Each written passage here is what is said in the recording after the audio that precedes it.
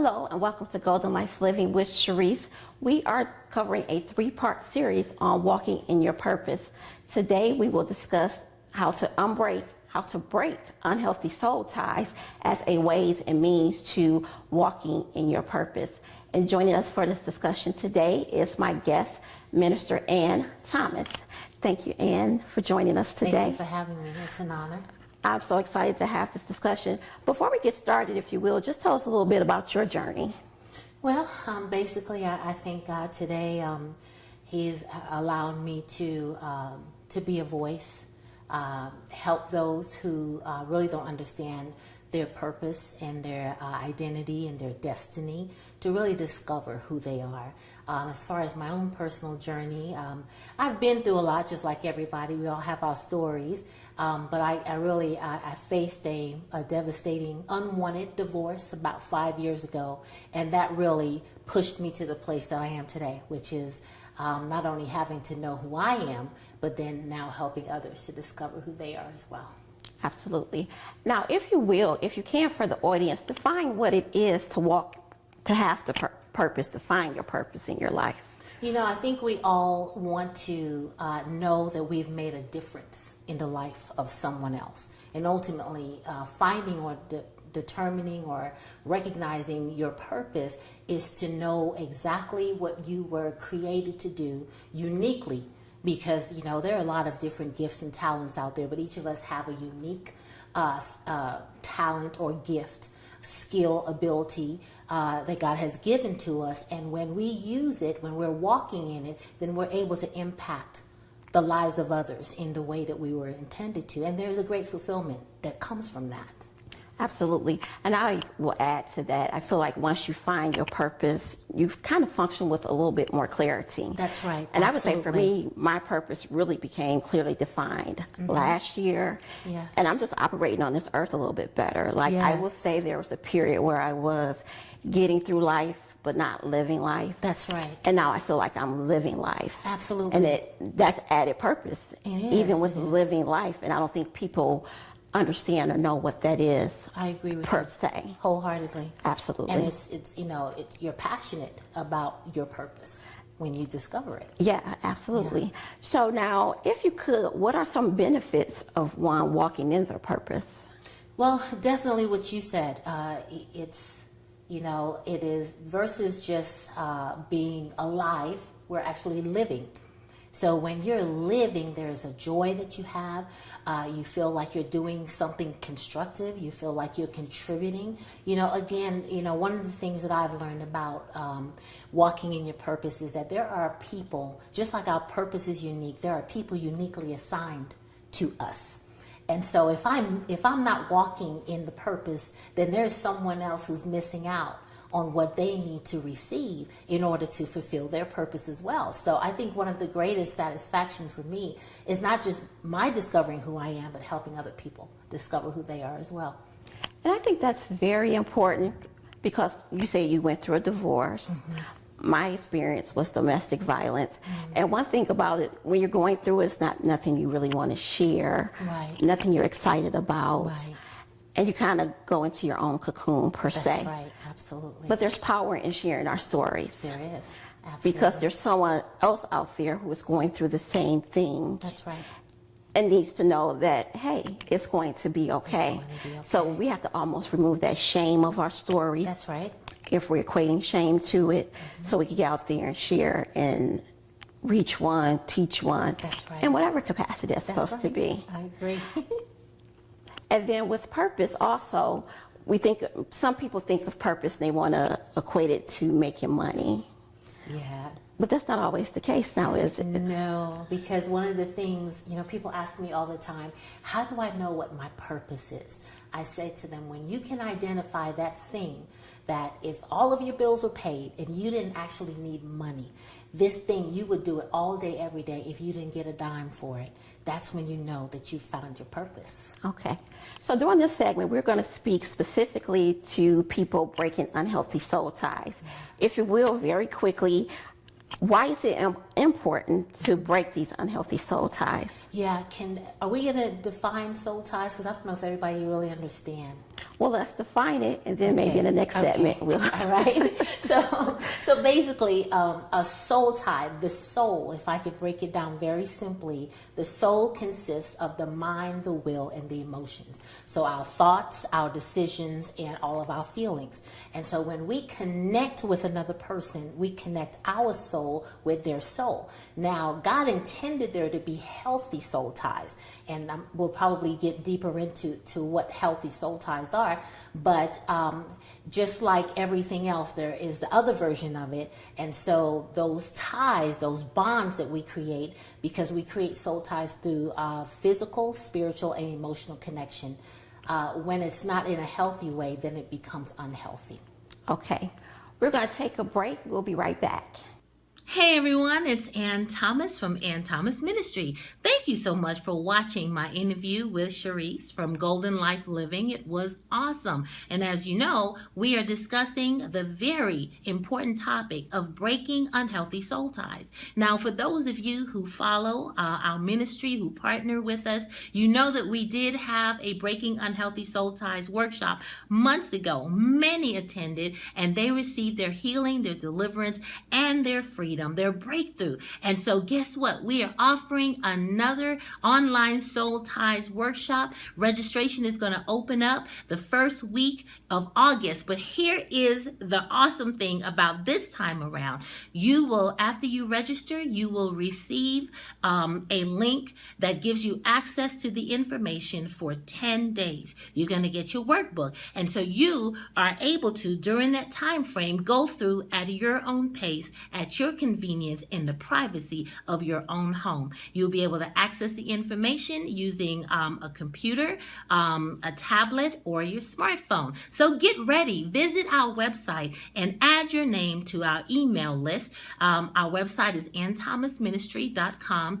Add your name to our email list so you'll be one of the first to find out when registration opens. I do pray that you will take advantage of this opportunity. Many of us are stuck. We are stuck in mindsets, in emotions, and even in relationships that are indicative of very unhealthy soul ties in our lives. And guess what? It is time to break free. It is time to get your breakthrough so that you can break out and do what God has for you. Amen. I look forward to interacting with many of you during that online workshop. Thanks for watching.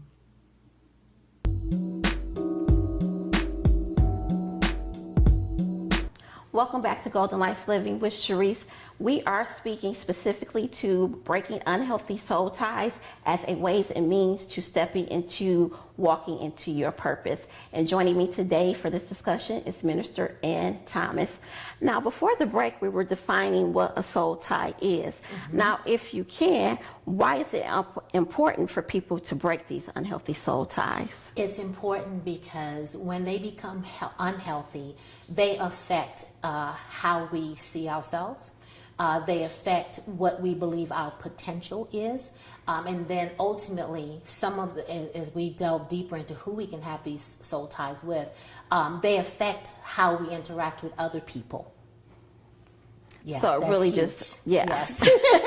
you smiled at that one because your it's interactions huge. And then how you're going to interact with people in the world. With other people, absolutely. That is huge. Yes. A lot of people probably need to hear this today. Yes. So, if you will, in what ways can one identify a healthy versus unhealthy soul tie? Okay, so basically a healthy soul tie is a connection, if you will, that pushes you closer to your purpose. It's one that provides mutual blessing. When we're in each other's life, we're blessing each other.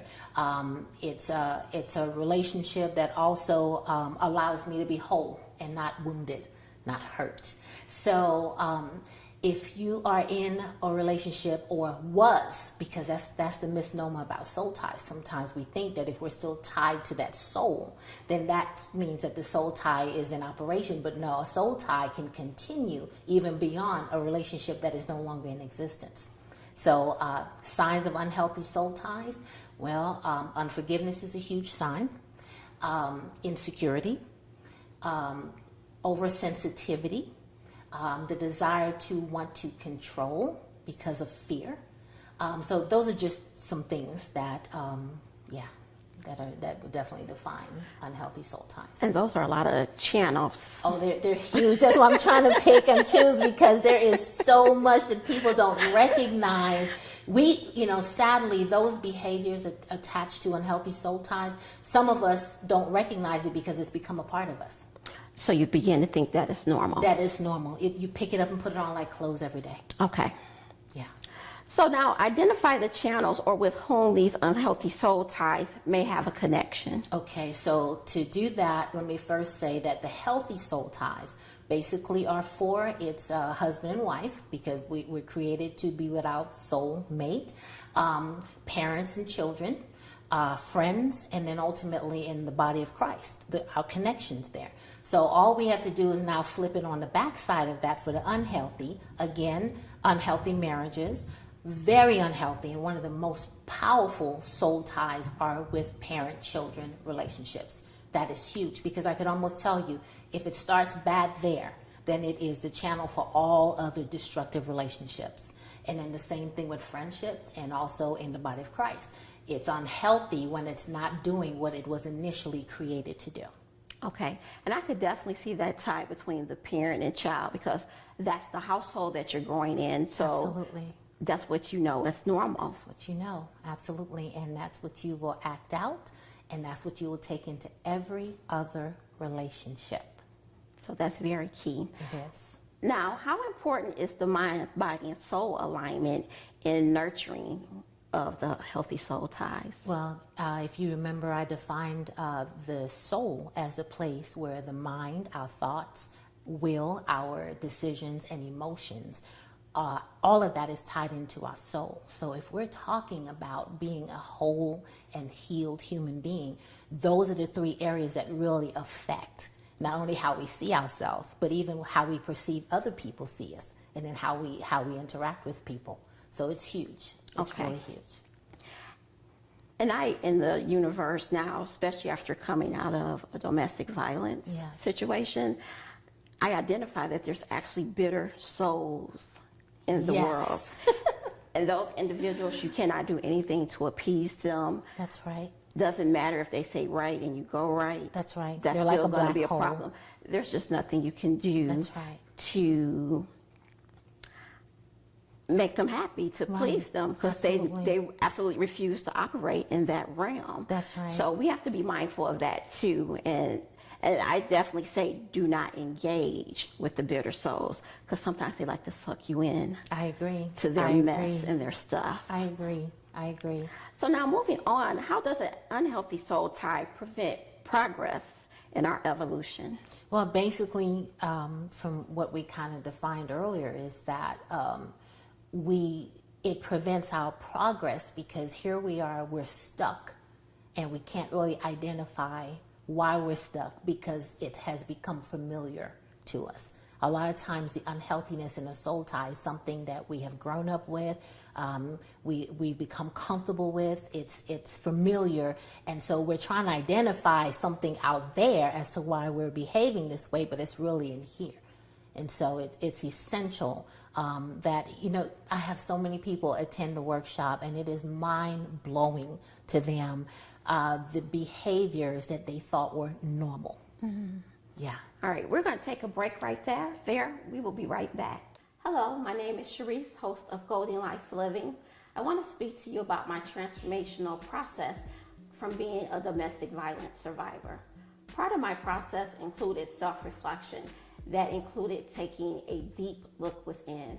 I had to ask myself some essential questions. One question being, who am I? It seems simple on the surface, but you really have to dig deep and peel back the layers, and that's essentially what I had to do.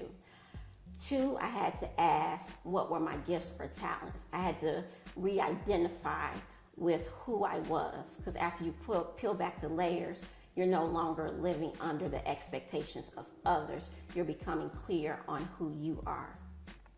Another question I had to ask myself is, what was I allowing, who or what I was allowing to control me? There was an instance where I was bitter, and I felt like that was giving power to my perpetrator. and I decided that I wanted to be better, that I am a nurturer, I do care, I am loving, and it's not right for someone else to change that. So just want you to know that if you're going through anything, any traumatic experience, we can't deflect, we have to self-reflect. And only when you do that can you begin your healing process. Welcome back to Golden Life Living with Charise. We are covering a 3-part series on walking in your purpose. And today we are tackling breaking unhealthy soul ties. And joining us for this discussion today is Minister Ann Thomas.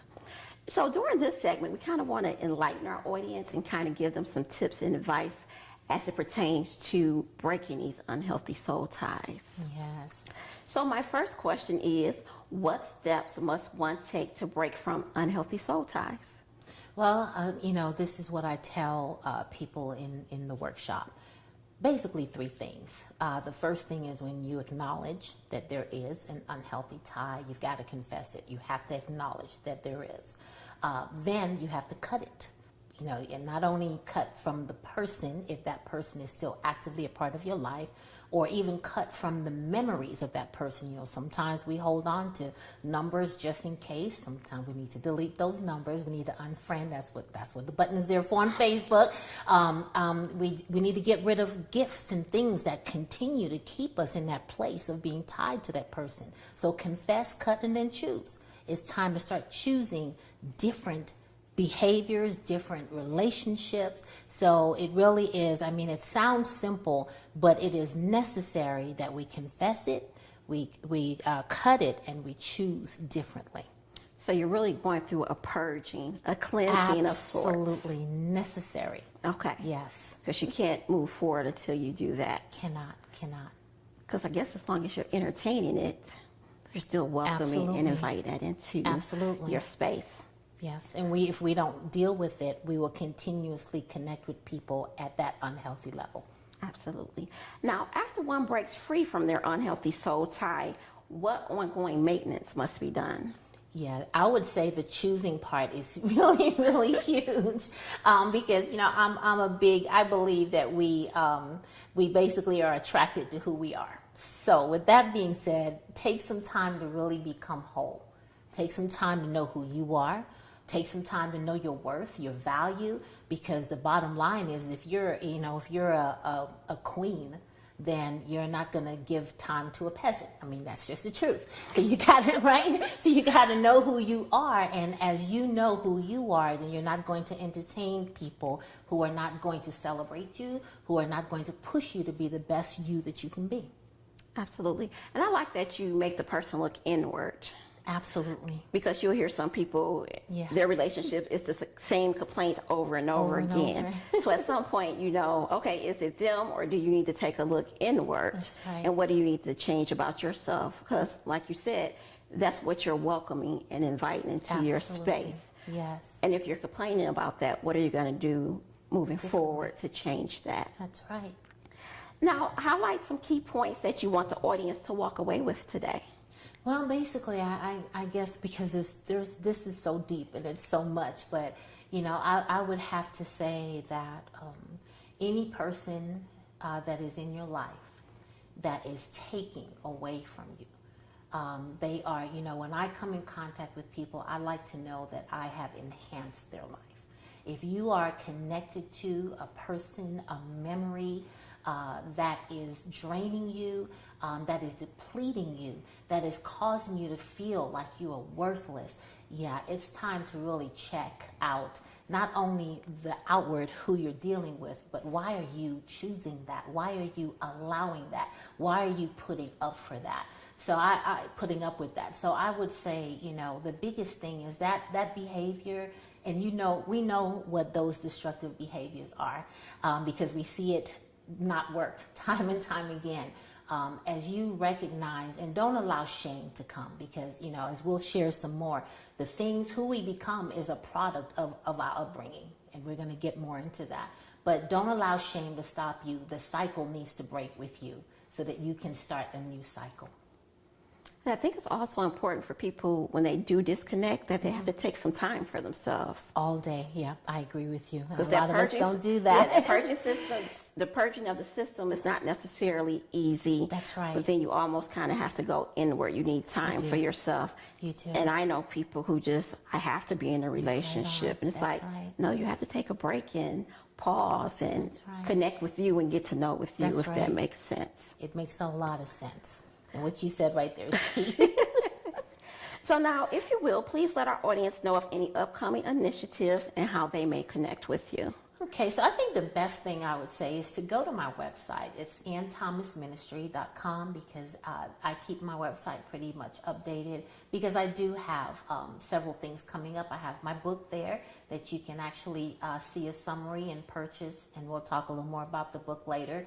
But I have some upcoming conferences both in Florida, Texas, here in Atlanta, and also a workshop for breaking unhealthy soul ties. So if you go to my website, you can find all of that information.